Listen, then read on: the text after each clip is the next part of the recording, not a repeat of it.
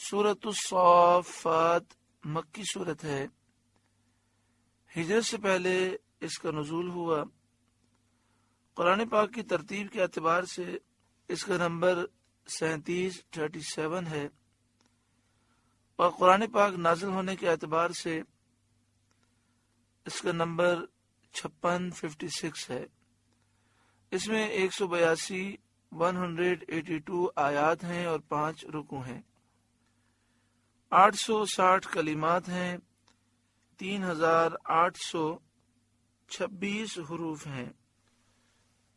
بسم اللہ الرحمن الرحیم، اللہ کے نام سے شروع جو نہایت مہربان رحم والا۔ والصافات صفا، قسم ان کی کہ باقاعدہ صف باندھے ہیں۔ اس آیت میں اللہ تبارک و تعالی نے قسم یاد فرمائی چند گروہوں کی۔ یا تو مراد اس سے فرشتوں کے گروہ ہیں جو نمازیوں کی طرح صف باندھ کر اللہ کے حکم کے منتظر رہتے ہیں، یا اس سے علماء دین کے گروہ ہیں جو تہجد اور تمام نمازوں میں صفیں باندھ کر عبادت میں مصروف رہتے ہیں، یا مجاہدین غازیوں کے گروہ ہیں جو اللہ کی راہ میں صفیں باندھ کر دشمنان اسلام کے مقابلے میں کھڑے ہوتے ہیں۔ والصافات صفا، قسم ان کی کہ باقاعدہ صف باندھیں۔ فالزاجرات زجرا، پھر ان کی قسم کہ جھڑک کر چلائیں۔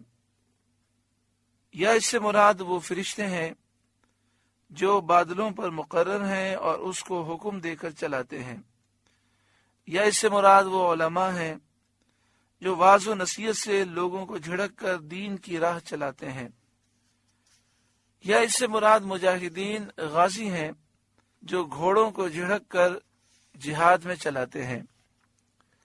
فالتالیات ذکرا، پھر ان جماعتوں کی قسم کہ قرآن پڑھیں۔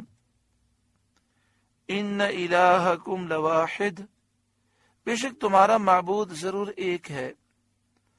رب السماوات والارض وما بینہما، آسمانوں اور زمین کا مالک اور جو کچھ ان کے درمیان ہے اس کا مالک۔ ورب المشارق، اور مشرقوں کا مالک، یعنی آسمان و زمین اور ان کی درمیانی پوری کائنات اور تمام حدود، تمام جہات، تمام سمتوں، سب کا مالک رب وہی ہے، تو کوئی دوسرا کس طرح عبادت کے لائق ہو سکتا ہے؟ لہذا اللہ تعالی شریک سے پاک ہے، منزہ ہے، اس کا کوئی شریک نہیں۔ اِنَّا زَيَّنَّا السَّمَاءَ الدُّنْيَا بِزِينَةٍ الْكَوَاكِبِ، بے شک ہم نے نیچے کے آسمان کو تاروں کے سنگار سے آراستہ کیا، یعنی ہم نے آسمان کو خوبصورت بنایا، وہ آسمان جو زمین کے بنسبت اور آسمانوں سے قریب تر ہے، اسے تاروں سے سجایا۔ وَحِفْظًا مِّن كُلِّ شَيْطَانٍ مَارِدٍ، اور نگاہ رکھنے کو ہر شیطان سرکش سے، ہر شیطان سرکش سے حفاظت کے لیے، یعنی ہم نے آسمان کو ہر ایک نافرمان جن سے، شیطان سے محفوظ رکھا کہ جب شیاطین آسمان پر جانے کا ارادہ کرتے ہیں تو فرشتے روشن انگارے شہاب ثاقب مار کر ان کو دفع کرتے ہیں، لہذا شیاطین آسمان پر نہیں جا سکتے۔ لا يسمعون الى الملأ الاعلی، عالم بالا کی طرف کان نہیں لگا سکتے، یعنی آسمان کے فرشتوں کی گفتگو یہ سن نہیں سکتے۔ وَيُقْذَفُونَ مِن كُلِّ جانب، اور ان پر ہر طرف سے مار پھینک ہوتی ہے، ہر طرف سے انہیں مارا جاتا ہے، انگارے مارے جاتے ہیں۔ جب شیاطین فرشتوں کی باتیں سننے کے ارادے سے آسمان کی طرف جانے کی کوشش کرتے ہیں، دحورا ولہم عذاب واصب، یہ انگارے انہیں بھگانے کے لیے مارے جاتے ہیں اور ان کے لیے ہمیشہ کا عذاب ہے آخرت میں۔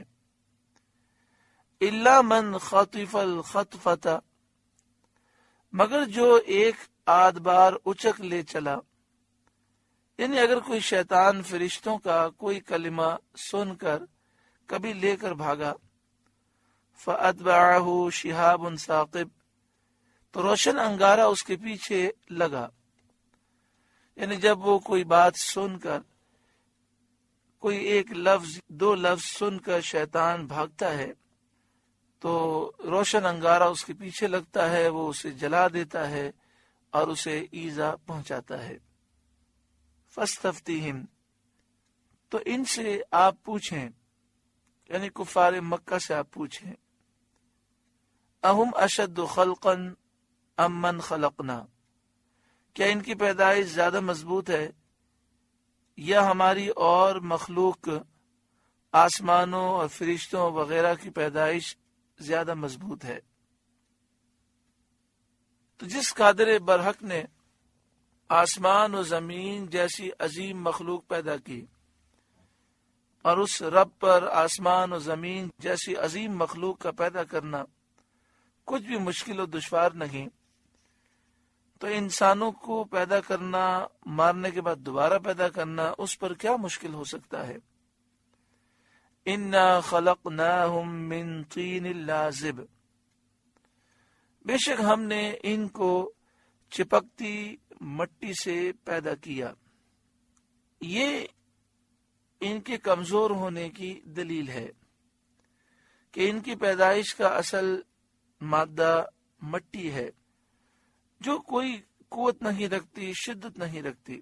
اس میں ان پر ایک اور برہان قائم فرمائی گئی کہ چپکتی مٹی ان کا مادہ پیدائش ہے، تو اب پھر جسم کے گل جانے اور مٹی ہو جانے کے بعد اس مٹی سے پھر دوبارہ پیدائش کو وہ کیوں ناممکن سمجھتے ہیں؟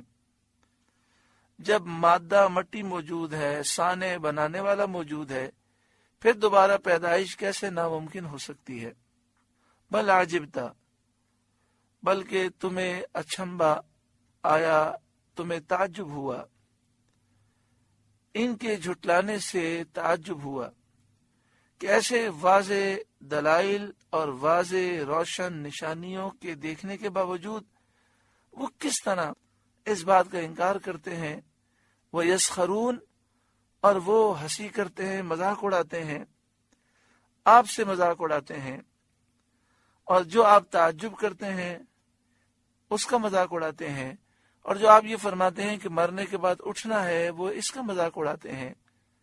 وَإِذَا ذُكِّرُوا لَا يَذْكُرُونَ، اور سمجھائے نہیں سمجھتے۔ وَإِذَا رَأَوْا آیَةً يَسْتَسْخِرُونَ، اور جب کوئی نشانی دیکھتے ہیں ٹھٹا کرتے ہیں، ہنسی مذاق اڑاتے ہیں۔ جیسے چاند کے دو ٹکڑے ہونے کی نشانی اور دیگر معجزات دیکھ کر مذاق اڑاتے ہیں۔ وَقَالُوا، اور کہتے ہیں، ان هذا الا سحر مبین، یہ تو نہیں مگر کھلا جادو۔ اذا متنا وکننا ترابا وعظاما، کیا جب ہم مر کر مٹی اور ہڈیاں ہو جائیں گے، انا لمبعوثون، کیا ہم ضرور اٹھائے جائیں گے، اب آباؤنا الاولون، کیا ہمارے اگلے باپ دادا بھی اٹھائے جائیں گے، جو ہم سے زمانے میں مقدم ہیں، پہلے گزرے ہیں۔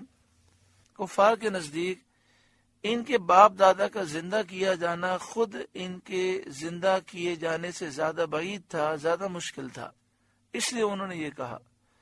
یعنی کافر یہ بات بہت زیادہ مشکل سمجھتے تھے کہ جب ہم مر جائیں گے پھر دوبارہ اٹھیں گے، تو کہ اس سے زیادہ مشکل وہ اس بات کو سمجھتے تھے کہ ہمارے باپ دادا جو صدیوں پہلے مرے ہیں، تو یہ سارے ہمارے باپ دادا، آبا و اجداد سب اٹھیں گے۔ اب آباؤنا الاولون، اور کیا ہمارے اگلے باپ دادا بھی؟ قل نعم، اے محبوب آپ فرمائیے ہاں، وَأَنْتُمْ دَاخِرُونَ، یوں کہ ذلیل ہوگے، ذلت کے ساتھ تم اٹھائے جاؤ گے۔ فَإِنَّمَا هِيَ زَجْرَةٌ وَاحِدَةٌ، تو وہ تو ایک ہی جھڑک ہے، یعنی ایک ہولناک آواز ہوگی، دوسری سور پھونکی جائے گی اور فوراً ہی تم سب اٹھ جاؤ گے۔ فَإِذَا هُمْ يَنظُرُونَ، جبھی وہ دیکھنے لگیں گے، زندہ ہو کر اپنے افعال دیکھیں گے اور اپنے پیش آنے والے احوال دیکھیں گے۔ وَقَالُوا، اور کہیں گے، یا ویلنا ھذا یوم الدین، ہائے ہماری خرابی۔ ان سے کہا جائے گا یہ انصاف کا دن ہے، یعنی فرشتے کہیں گے یہ انصاف کا دن ہے، یہ حساب اور جزا اور بدلے کا دن ہے۔ ھذا یوم الفصل الذی کنتم بہ تکذبون، یہ ہے وہ فیصلے کا دن جسے تم جھٹلاتے تھے، یعنی جسے تم دنیا میں جھٹلاتے تھے۔ یہ وہ دن آ چکا ہے، اور فرشتوں کو حکم دیا جائے گا جس کا بیان اگلے رکوع میں ہے۔ محترم پیارے بھائیوں، اس رکوع میں ہم نے جہاں بہت ساری نصیحتیں سماعت کی، وہاں پر اس بات کا بھی ذکر ہے کہ کچھ لوگ ایسے ہوں گے جو کل بروز قیامت اٹھ کر کہیں گے وَقَالُوا یا ویلنا، اور کہیں گے ہائے ہماری خرابی۔ اللہ تعالیٰ سے ہم دعا کرتے ہیں اللہ تعالیٰ اس برے وقت سے ہر مسلمان کو محفوظ فرمائے، میدان محشر کی شرمندگی سے محفوظ فرمائے، اللہ تعالیٰ خاتمہ بالایمان نصیب فرمائے۔ سورہ صافات کا پہلا رکوع مکمل ہوا، اللہ تعالیٰ اس رکوع کے نور سے ہمارے قلوب کو روشن اور منور فرمائے۔